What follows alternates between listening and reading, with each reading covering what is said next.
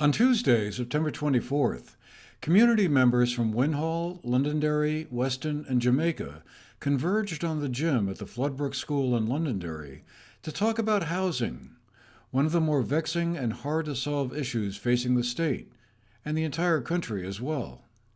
The Windham Regional Commission, together with the University of Massachusetts Center for Resilient Metro Regions in the Department of Landscape Architecture and Regional Planning, and the American Institute of Architects Foundation Communities by Design, sought to engage the community members around what are the housing needs in their four-town area, and where the solutions lie in meeting them.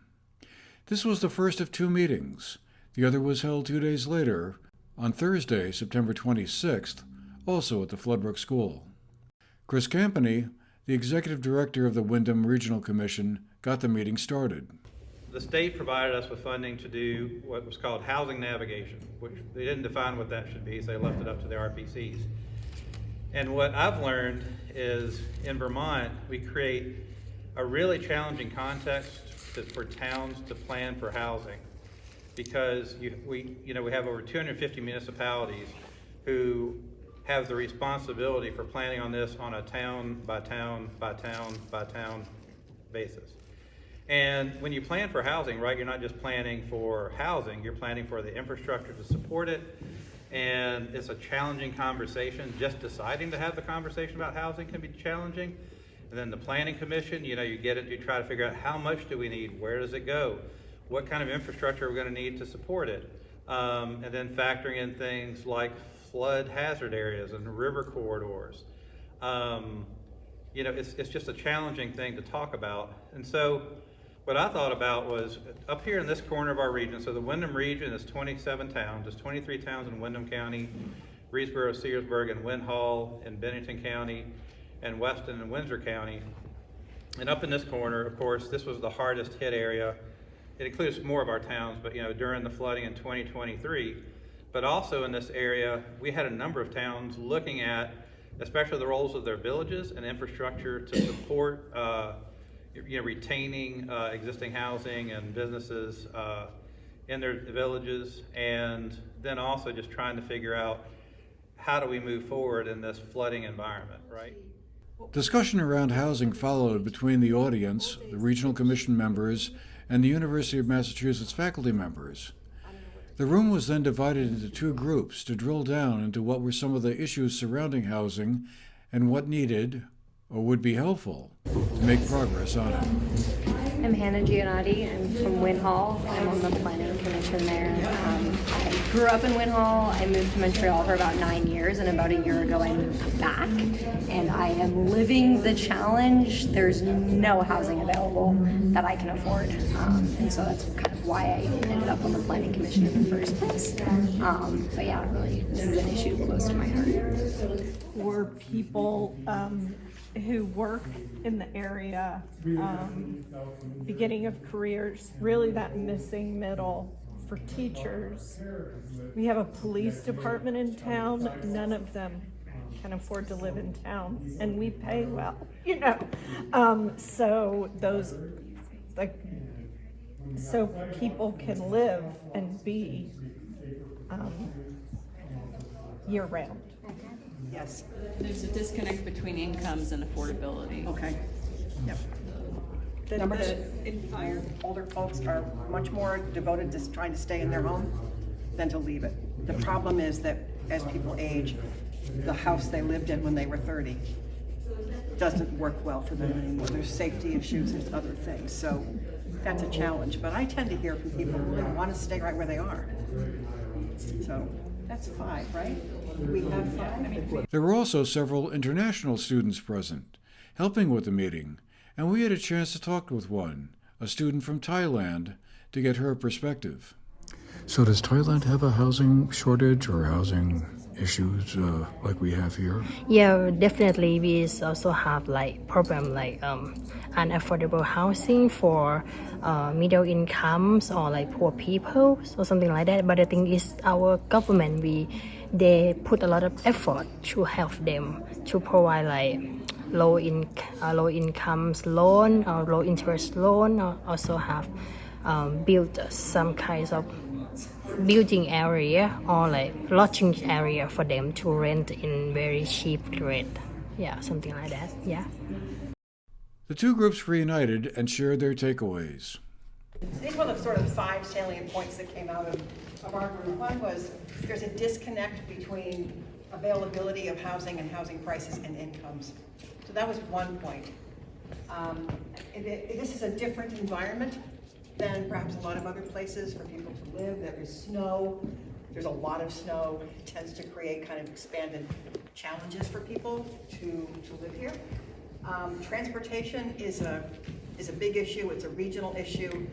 It's a problem trying to address housing needs when you don't have fundamental transportation system of some type to support people.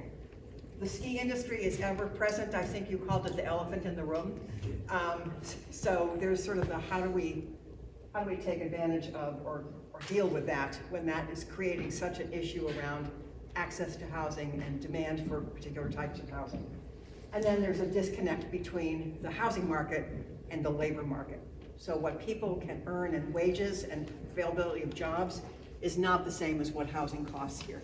So those were the like 5 big things that A range of people in our group, I imagine you did as well, but everybody, some folks who had inherited a family home and have lived here forever, other folks who have moved to the area and own a home but are now worried about how do you maintain it and heat it and really looking for a place to downsize to. And then folks that are just starting out and can't afford to buy a home. So I think we've really received a fire hose of information all day today, and we've continued to hear a lot of similar stuff tonight. Some of the top takeaways, housing should fit into the natural environment.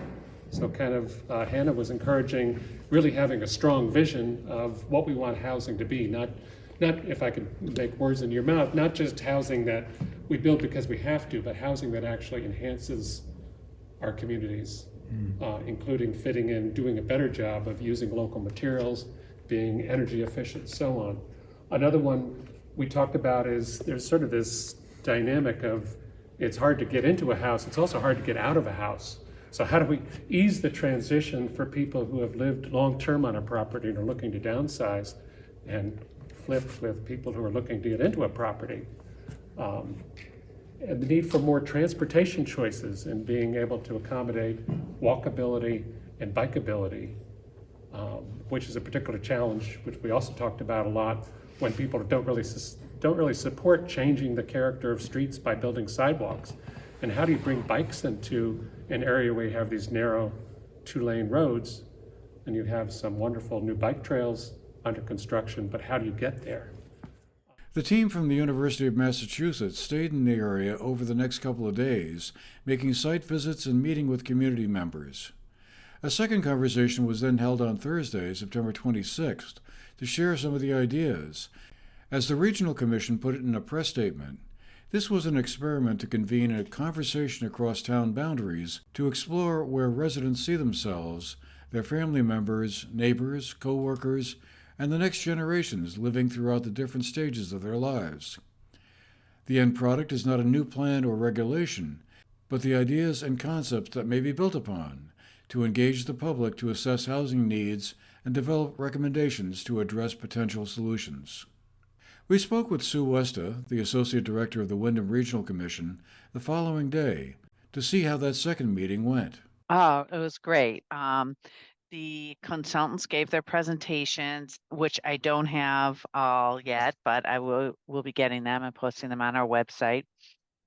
They each took different components of the issues surrounding housing. For example, one focused on zoning issues and some of the problems that they saw when reviewing zoning ordinances for the towns or zoning bylaws. And they looked at the master plans, of course, for each of the communities. They summarized some of the information that had been gathered from earlier in the week from the communities, from the stakeholder meetings and the public meeting that you were at. And then they presented, an overview of the number of, how homes needed and the suitability analysis, and then they drilled down into specific sites. So they picked a couple sites in each of the towns, and some of them were more fleshed out than others. So some they actually drew plans on. They looked at some specific sites where they saw opportunities and drew plans for how they could be developed. And then other sites, they just kind of talked through them last night. They hadn't, fleshed it out that much, but all of that information will be in the final report. Housing has been a difficult and intractable issue for several years now here in Vermont and has a ripple effect beyond just having an adequate and affordable housing stock.